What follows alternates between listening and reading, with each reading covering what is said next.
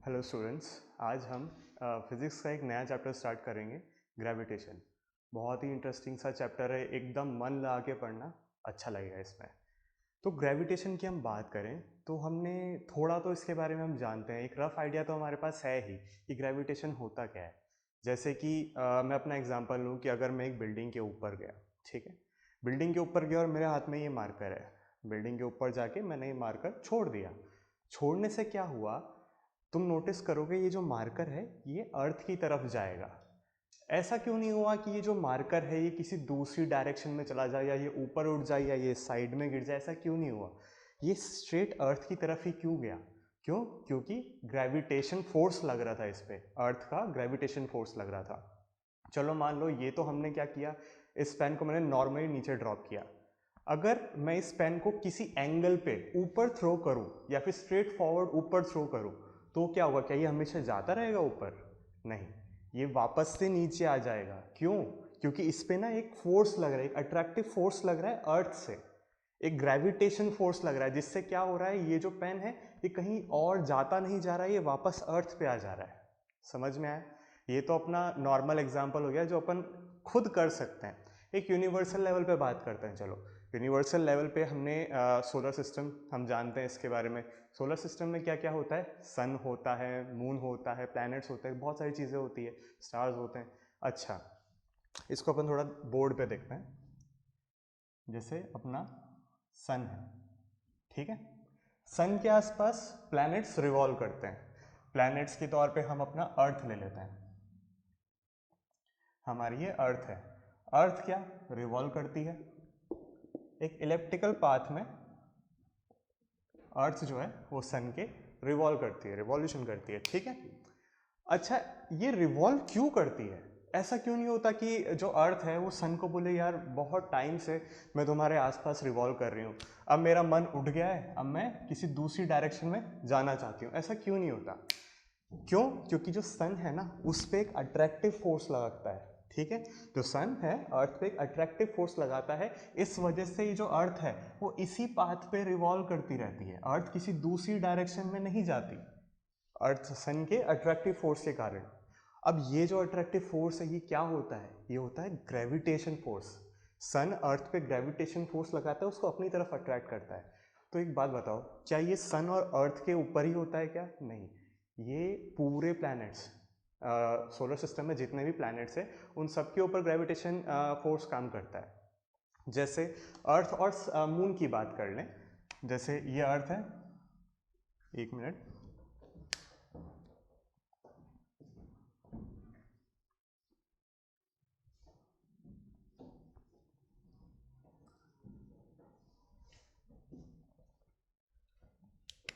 अर्थ और मून की बात करें तो हमें पता है जो मून होता है वो अर्थ के आसपास रिवॉल्व करता है ना।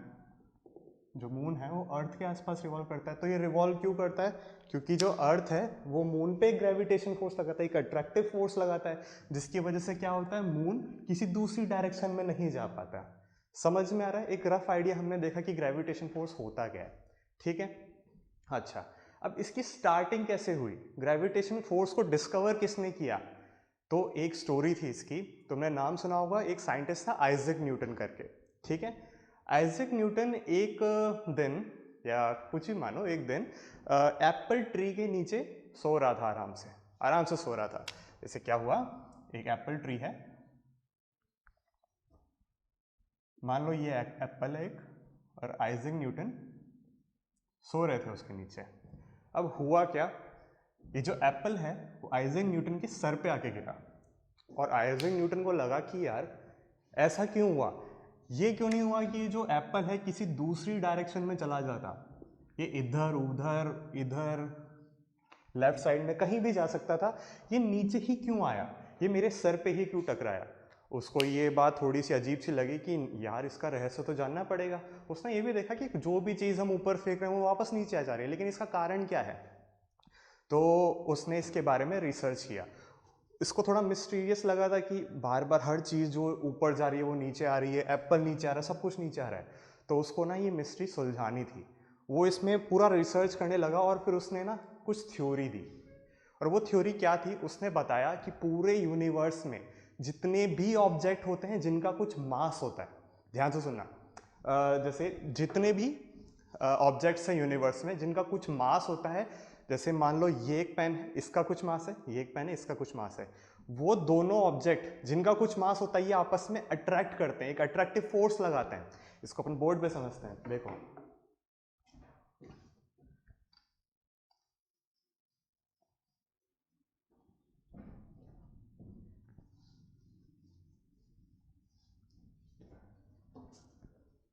तो न्यूटन ने कहा कि कोई भी ऑब्जेक्ट, जैसे हम एक ये ऑब्जेक्ट मान लेते हैं और एक दूसरा ऑब्जेक्ट मान लेते हैं, न्यूटन ने बोला यूनिवर्स में कोई भी ऑब्जेक्ट हो जिनका कुछ मास हो, जैसे इसका मास हम m1 मान लेते हैं, इसका मास हम m2 मान लेते हैं, तो कोई भी ऑब्जेक्ट जिनका कुछ मास हो ये आपस में एक अट्रैक्टिव फोर्स लगाते हैं। जो m1 है वो उस पे एक फोर्स लगाएगा और जो m2 है वो m1 पे एक फोर्स लगाएगा, और यहाँ पे एक फोर्स लग रहा है, ठीक है। अब न्यूटन ने बोला कि ये जो फोर्स है जो ये दोनों ऑब्जेक्ट आपस में एक दूसरे पर लगा रहे हैं, इसका नाम उसने दिया ग्रेविटेशन फोर्स। इतनी बात समझ में आ रही है? और ये जो दोनों फोर्स है ये दोनों सेम होते हैं कि ये जितना उस पे लगा रहा है फोर्स, m2 भी m1 पे उतना ही फोर्स लगा रहा है, दोनों फोर्स आपस में इक्वल होते हैं, ठीक है, ओके।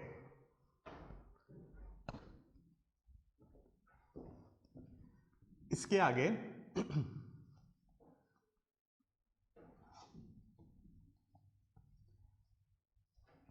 तुम पूछोगे मुझसे कि सर ठीक है, मान लिया न्यूटन ने जो कहा, न्यूटन ने क्या कहा था कि जो भी दो ऑब्जेक्ट्स होते हैं वो आपस में अट्रैक्ट करते हैं, लेकिन अब तुम्हारे दिमाग में भी एक बात तो आ रही होगी कि सर ये मेरा एक ऑब्जेक्ट है, ये मेरा दूसरा ऑब्जेक्ट है, इसका भी कुछ मास है और इसका भी कुछ मास है, सर ये दोनों आपस में क्यों नहीं अट्रैक्ट कर रहे हैं?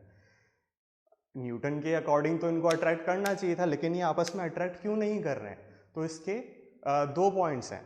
पहला पॉइंट तो ये कि ये जो ग्रेविटेशन फोर्स होता है ना, ये बहुत ही वीकेस्ट फोर्स होता है, बहुत वीक होता है। हमने बहुत सारे नॉन कॉन्टैक्ट फोर्सेस सुने हैं, पढ़े नहीं अभी तक, हमने सुने हैं। जैसे एक होता है इलेक्ट्रोस्टैटिक फोर्स। इलेक्ट्रोस्टैटिक फोर्स में क्या होता है कि जैसे हमने बचपन में क्या किया, हमने बचपन में कॉम था, एक कॉम होता है, उसको हमने सर पे रब किया। अब फिर हमने एक पेपर लिया और उसको टेयर अप करके हमने कागज़ के टुकड़े अपने हाथ पे लिए। अब वो जो कॉम है वो हम उसके आसपास लाते हैं तो वो जो पेपर होते हैं वो कॉम पे अट्रैक्ट होने लगते हैं, उस पर चिपकने लगते हैं। ये क्यों होता है? क्योंकि चार्जेस इसमें होता है। देखो क्या होता है कि जैसे अपन कुछ रब करते हैं, कॉम को अपने बालों में रब किया तो उस पर कोई चार्ज आ गया, या तो पॉजिटिव चार्ज आ गया या फिर नेगेटिव चार्ज आ गया, ठीक है। और जो पीसेस होते हैं पेपर के वो इससे फिर अट्रैक्ट होने लगते हैं, चार्जेस जो हैं वो आपस में अट्रैक्ट या फिर रिपेल करने लगते हैं, ठीक है। तो इसमें हमें क्या दिखता है कि हाँ, नॉन कॉन्टैक्ट फोर्स जिसमें हमें कांटेक्ट नहीं करना पड़ता वो अपने आप ही उठने लगता है, ठीक है।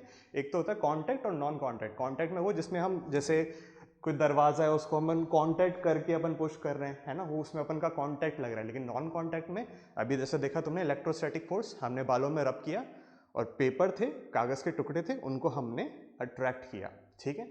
तो उसमें हमने कांटेक्ट नहीं किया, वो अपने आप अट्रैक्ट हो रहा था, तो हमको विजिबल भी था कि हाँ यार ये तो अट्रैक्ट हो रहा है। मैग्नेट्स में भी क्या होता है, जैसे दो मैग्नेट्स हैं, उन दोनों मैग्नेट्स को अपन ने पास में लाया, हमको पता चलता है कि ये दोनों एक दूसरे को अट्रैक्ट कर रहे हैं, पता चलता है ना। तो उसमें भी मतलब फोर्स का पता चल जाता है, हाँ यार ये तो अट्रैक्ट कर रहा है। अगर रिपेल भी करे तो भी हमको पता चल जाता है ये रिपेल कर रहा है। लेकिन ग्रेविटेशन फोर्स में ऐसा है क्या, हमें पता चल रहा है क्या ये दोनों आपस में एक दूसरे को अट्रैक्ट कर रहे हैं? नहीं पता चलता। क्यों? क्योंकि gravitation force non contact force में सबसे वीकेस्ट फोर्स है, ये बात याद रखना।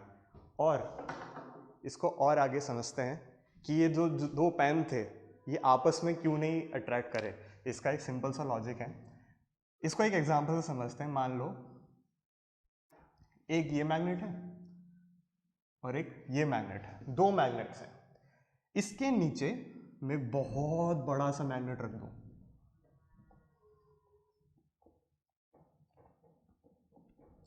बहुत ही बड़ा सा मैग्नेट इसके नीचे मैंने रख दिया। अब मैं तुमसे एक सवाल पूछता हूं कि एक बात बताओ, क्या ये दोनों मैग्नेट्स आपस में अट्रैक्ट करेंगे या ये दोनों मैग्नेट्स नीचे चले जाएंगे, ये बड़े वाले मैग्नेट के पास चले जाएंगे? ऑब्वियसली ये दोनों आपस में अट्रैक्ट नहीं करेंगे, ये जाएंगे नीचे बड़े वाले मैग्नेट के पास, है ना, क्योंकि ये जो बड़ा वाला मैग्नेट है ना उस पर ज़्यादा फोर्स लगा रहा है, ज़्यादा फोर्स से वो अट्रैक्ट कर रहा है, इस वजह से ये दोनों मैग्नेट्स नीचे चले जाएंगे। अच्छा, इसी एग्जांपल में जो मैंने पहले पेन्स का बताया था, उसमें अपन ये जो मैग्नेट है इसको रिप्लेस कर देते हैं अर्थ से। अब अर्थ से मैंने इस मैग्नेट को रिप्लेस कर दिया और ये जो मैग्नेट्स थे इसको मैंने रिप्लेस कर दिया अपने पेन्स से, दोनों पेन से रिप्लेस कर दिया। अब एक बात बताओ, ये बहुत बड़ा एक अर्थ है, ठीक है, अब ये दोनों पेन्स क्या आपस में अट्रैक्ट होंगे या अर्थ से अट्रैक्ट होंगे? कौन इस पे ज़्यादा फोर्स लगाएगा? इन दोनों पेन्स पे क्या ये दोनों आपस में ज़्यादा फोर्स लगाएंगे या अर्थ इन पे ज़्यादा फोर्स लगाएगा? ऑब्वियसली अर्थ इस पे ज़्यादा फोर्स लगाएगा। क्यों? क्योंकि अर्थ का जो मैग्नेटिक ग्रेविटेशन फोर्स है वो ज़्यादा है as compare to these two. इन दोनों के बीच में जो भी ग्रेविटेशन फोर्स लग रहा है ना वो बहुत कम है जो अर्थ इन दोनों पे ग्रेविटेशन फोर्स लगा रहा है। बात समझ में आ रही है? अच्छा, एक पॉइंट ये है कि जो ग्रेविटेशन फोर्स है वो मास पे डिपेंड करता है। अगर आपका मास ज़्यादा है तो आपका ग्रेविटेशन फोर्स भी ज़्यादा है। जैसे इस पेन की बात करें, ये जो पेन है वो इस पेन पे ग्रेविटेशन फोर्स कम लगा रहा है एज कंपेयर टू अर्थ। क्यों? क्योंकि इस पेन का मास कम है और अर्थ का मास इस पेन से बहुत ज़्यादा है। ठीक है, बहुत ही सिंपल सी बात है। देखो, पेन का मास कम है, इस वजह से ये इस पे ग्रेविटेशन फोर्स कम लगा रहा है, और अर्थ का मास बहुत ज़्यादा है, इस वजह से इस पेन पे अर्थ ज़्यादा फोर्स लगा रहा है, ग्रेविटेशन फोर्स ज़्यादा है। तो दो पॉइंट्स को एकदम याद करके रखना कि जो ग्रेविटेशन फोर्स है वो बहुत ही वीकेस्ट फोर्स है, ठीक है। दूसरा ये कि ग्रेविटेशन फोर्स मास पे डिपेंड करता है। अगर आपका मास ज़्यादा होगा तो आप ज़्यादा फोर्स लगाओगे, आप ज़्यादा ग्रेविटेशन फोर्स लगाओगे। इतनी बात समझ में आ रही है? ठीक है, इसको आगे देखते हैं। इसके बाद न्यूटन ने क्या कहा?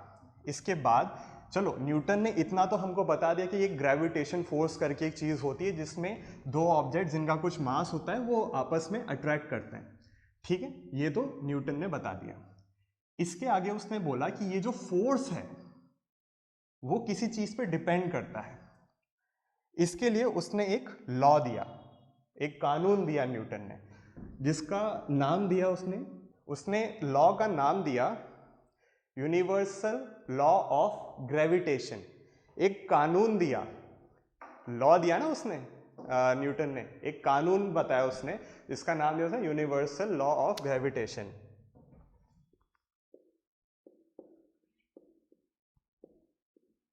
यूनिवर्सल लॉ ऑफ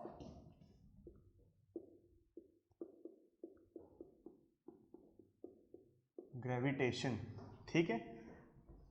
अब ये लॉ क्या कहता है?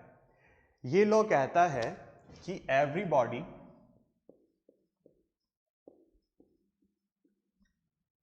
In the universe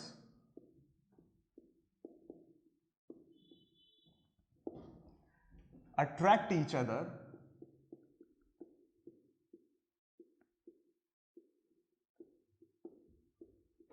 with a force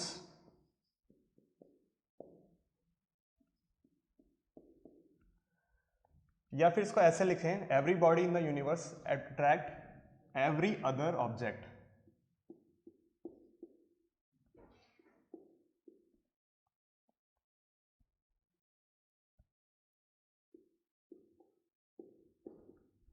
with a force which is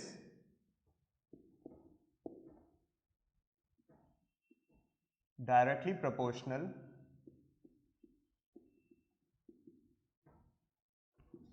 to the product of masses, product of their masses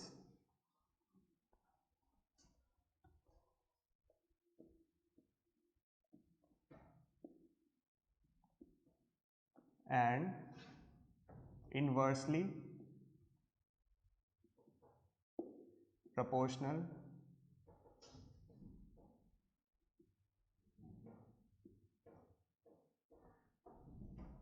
to the square of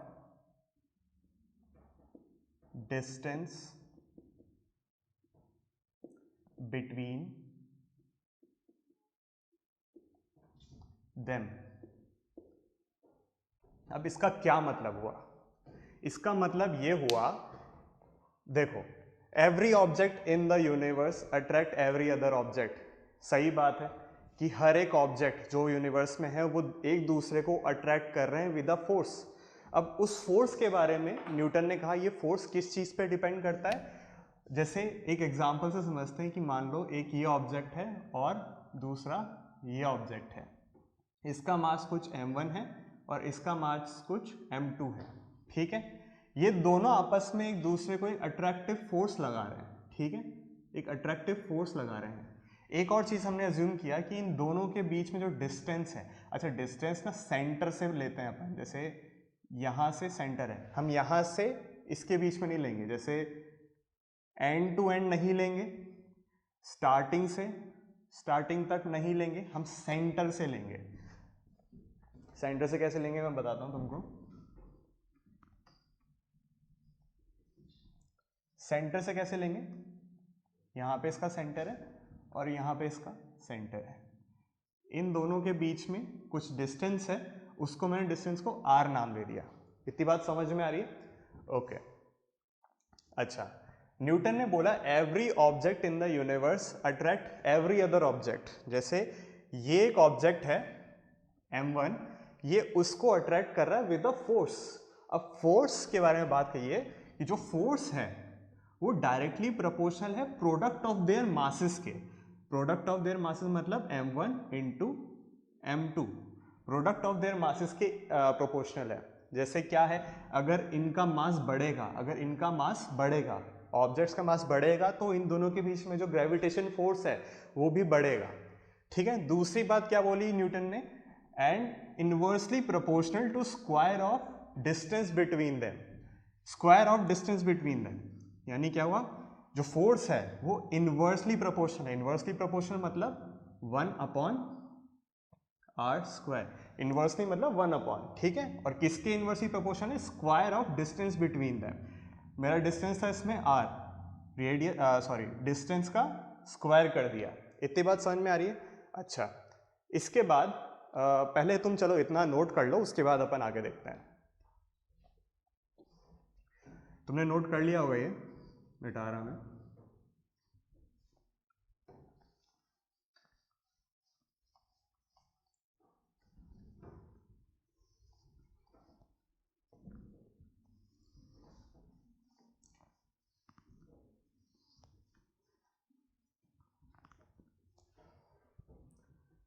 अभी तुमको प्रोपोर्शनल का साइन थोड़ा अजीब लग रहा होगा कि सर ये प्रोपोर्शनल क्या होता है, सर मुझे समझ नहीं आ रहा। थोड़ा ना इसको इक्वल टू के फॉर्म में लाके दो सर, ऐसे अच्छा नहीं लग रहा, ठीक है। तो अपन इसको इक्वल टू के फॉर्म में लाके देखते हैं। तो इक्वल टू में जैसे क्या होता है, पहले तो अपन इसको साथ में लिख लेते हैं, ठीक है। जैसे फोर्स जो था वो डायरेक्टली प्रोपोर्शनल था m1 m2 के, प्रोडक्ट ऑफ देयर मासेस के डायरेक्टली प्रोपोर्शनल था, और इनवर्सली प्रोपोर्शनल था square of distance between them, ठीक है। ये अपना फाइनल फॉर्म आ गया, उन दोनों चीज़ों को देख के ये अपना फाइनल फॉर्म आ गया, ठीक है। अब मैंने क्या करा, प्रोपोर्शनैलिटी का साइन जब हम इक्वल टू में कन्वर्ट करते हैं, चेंज करते हैं, तो हम एक कांस्टेंट लगा देते हैं। जैसे इक्वल टू का साइन लाना है अपन को अब इस प्रोपोर्शनैलिटी के साइन में, तो मैंने इक्वल टू का साइन लगाया। अभी मैं as it is m1 m2 upon r² as it is लिख दिया। जब प्रोपोर्शनैलिटी का साइन हटा, इक्वल टू का साइन हमने लगाया, तो एक प्रोपोर्शनैलिटी कांस्टेंट हमें लगाना पड़ेगा यहाँ पे। समझ में आ रहा है? तो मैंने एक कांस्टेंट लगाया g, इसकी कुछ वैल्यू है और वो फिक्स्ड वैल्यू है, इसीलिए हम इसे कांस्टेंट बोल रहे हैं, है ना। अच्छा, इस g की वैल्यू क्या है, न्यूटन ने बोला इस g की वैल्यू है 6.67 into 10⁻⁻11 newton metre square upon kg²। Newton ने बहुत रिसर्च करा, एक्सपेरिमेंट्स वगैरह करे उसने, और उसने इस कांस्टेंट की वैल्यू ये बताई। अब पहली बात तो ये कांस्टेंट का नाम क्या है, इसका नाम यूनिवर्सल ग्रेविटेशन कांस्टेंट, इसका नाम है यूनिवर्सल ग्रेविटेशन कांस्टेंट, ठीक है, ओके। यूनिवर्सल ग्रेविटेशन कांस्टेंट और इसकी वैल्यू है 6.67 into 10⁻⁻11 newton metre square upon KG square. अब तुम ये भी बोल दो कि सर मेरे को इतनी बड़ी यूनिट याद नहीं रहेगी, मैं भूल जाऊं तो क्या करूं? तो भूल जाओ तो इसका एक सिंपल सा एक तरीका है इसको याद करने का, तुमको ये फॉर्मूला तो याद करना ही पड़ेगा व्हाट्सएवर, ठीक है, ये तो बहुत अच्छे से याद होना चाहिए ये वाला फॉर्मूला, ठीक है। अब फॉर्मूला याद करने पे तुम इजीली इसकी यूनिट भी डिराइव कर सकते हो। कैसे करेंगे अपन इसकी यूनिट डिराइव? देखो ज़रा, हमने फॉर्मूला याद कर लिया F equals to G m1 m2 upon r square. ये फॉर्मूला मुझे याद हो चुका है। सर आप तो बस यूनिट बता दो कैसे निकालते हैं।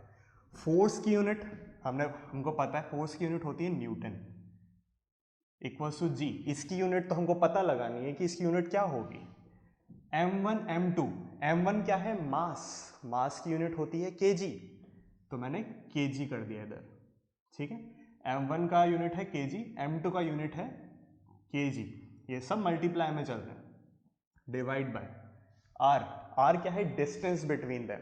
डिस्टेंस की ऐसा यूनिट होती है मीटर, ठीक है, तो मैंने मीटर कर दिया।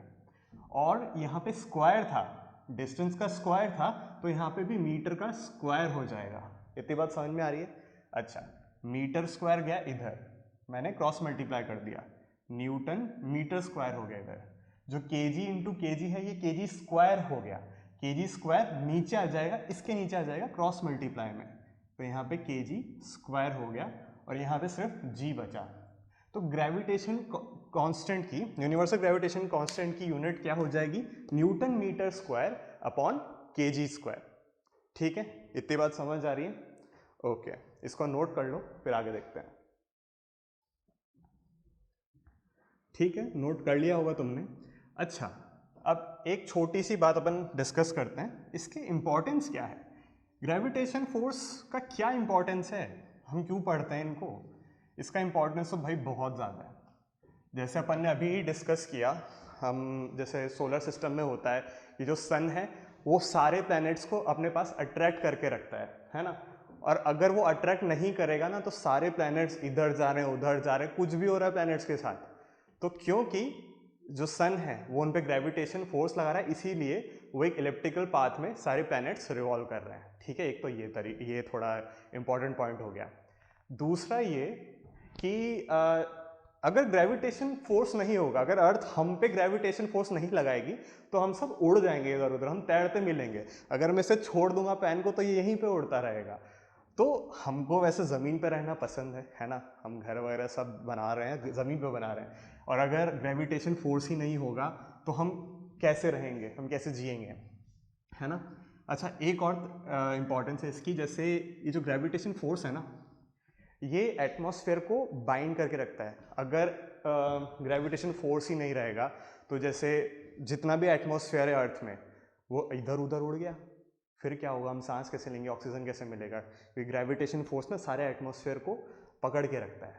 और क्या हो सकते हैं इसके, जैसे नासा वाले सैटेलाइट्स वगैरह भेजते हैं, आउटर स्पेस में सैटेलाइट्स वगैरह भेजते हैं, तो सैटेलाइट्स भी क्या होती है, वो भी अर्थ के आसपास रिवॉल्व करती है, ठीक है। तो वो रिवॉल्व कैसे कर पा रहे हैं, क्योंकि जो अर्थ है वो सैटेलाइट्स पे ग्रेविटेशन फोर्स लगा रहा है, जिसकी वजह से जो सैटेलाइट है वो इधर उधर नहीं जा पा रही है, वो अर्थ की तरफ ही रहती है, अर्थ से अट्रैक्टेड रहती है, ठीक है। और क्या इसके इम्पोर्टेंस हो सकती है? अच्छा, तुम्हें पता है इसमें जो सी होता है, जैसे अपने नदियाँ वगैरह होती है, इसमें जो लहरें बनती है, टाइड्स बनती है, वो किस वजह से बनती है? वो भी ग्रेविटेशन फोर्स से बनती है। देखो क्यों बनती है। जैसे मानो ये अपना एक सन है, ये अपना एक छोटा सा मून है, और यहाँ पे ये अपनी अर्थ है, ठीक है। हमको पता है ये जो मून है ना वो अर्थ के आसपास रिवॉल्व करती है, अर्थ के आसपास रिवॉल्व करती है, और ये जो अर्थ है वो सन के आसपास रिवॉल्व करती है, ठीक है। अब देखो, कभी कभी ऐसा होता है कि सन, मून, अर्थ एक लाइन में आ जाते हैं, स्ट्रेट लाइन में आ जाते हैं, जिससे क्या होता है कि जो मून है वो ग्रेविटेशन फोर्स लगाएगा। देखो क्या है, अर्थ भी मून पे ग्रेविटेशन फोर्स लगाएगा और मून भी तो अर्थ पे ग्रेविटेशन फोर्स लगाएगा। तो मून है वो अर्थ पे ग्रेविटेशन फोर्स लगा रहा है अपनी डायरेक्शन में। सन जो है, सन भी अर्थ पे ग्रेविटेशन फोर्स लगा रहा है अपनी तरफ। अब होता क्या है, ये जो अर्थ है, अर्थ के अंदर लगभग 90% 70-90% मतलब बहुत ज़्यादा वाटर होता ही है, ठीक है, बहुत वाटर होता है। इससे क्या होता है कि ये दोनों ज़्यादा फोर्स लगाने लगते हैं, मतलब सन भी लगा रहा है और मून भी लग रहा है, मून भी अपना ग्रेविटेशन फोर्स लगा रहा है, तो एक टाइम पे अर्थ के ऊपर थोड़ा ज़्यादा ग्रेविटेशन फोर्स लग रहा है, जिससे क्या होता है कि जो पानी होता है अर्थ में, पानी का मास बहुत कम होता है, तो पानी जो होता है ना वो अट्रैक्ट होने लगता है मून और सन की तरफ। जिससे क्या होता है, जैसे ये मान लो ये सी का लेवल है, नदी का एक लेवल है, रिवर का एक लेवल है, वो उठने लगता है ग्रेविटेशन फोर्स की वजह से। ये दोनों उस पर ग्रेविटेशन फोर्स लगा रहे हैं, तो इसका जो लेवल है, पानी का लेवल है, वो थोड़ा उठने लगता है। लेकिन हमें पता है कि मून हमेशा तो यहाँ रहने वाला है नहीं, मून कभी ना कभी तो रोटेट कर जाएगा, रिवॉल्व कर जाएगा और मून यहाँ पे आ जाएगा कभी। तो इसका ये जो फोर्स लग रहा था इस डायरेक्शन में, अब वो इधर लगने लग जाएगा, है ना। अब पहले जितना फोर्स नहीं लग रहा है अर्थ पे, पहले ज़्यादा ग्रेविटेशन फोर्स लग रहा था, लेकिन अभी पहले के रेस्पेक्टिवली कम है। तो जो लेवल उठा था, किसका लेवल उठा था, जो नदी का जो लेवल उठा था, वो वापस से नीचे आ जाएगा। क्यों? क्योंकि अब मून थोड़ा अलग अलग हो चुका है और ग्रेविटेशन फोर्स की जो डायरेक्शन है वो भी अलग हो चुकी है। अब पानी नीचे आ जाएगा। इससे क्या होता है, पहले पानी उठा फिर पानी नीचे आया, टाइड्स बननी स्टार्ट हो जाती है। समझ में आ रहा है? तो ये थे कुछ इम्पॉर्टेंस ग्रेविटेशन के, ग्रेविटेशन फोर्स क्यों इम्पॉर्टेंट है। इसके आगे हम अगली क्लास में पढ़ेंगे, तब तक पढ़ते रहना और इनको अच्छे से याद करना। Okay, bye bye.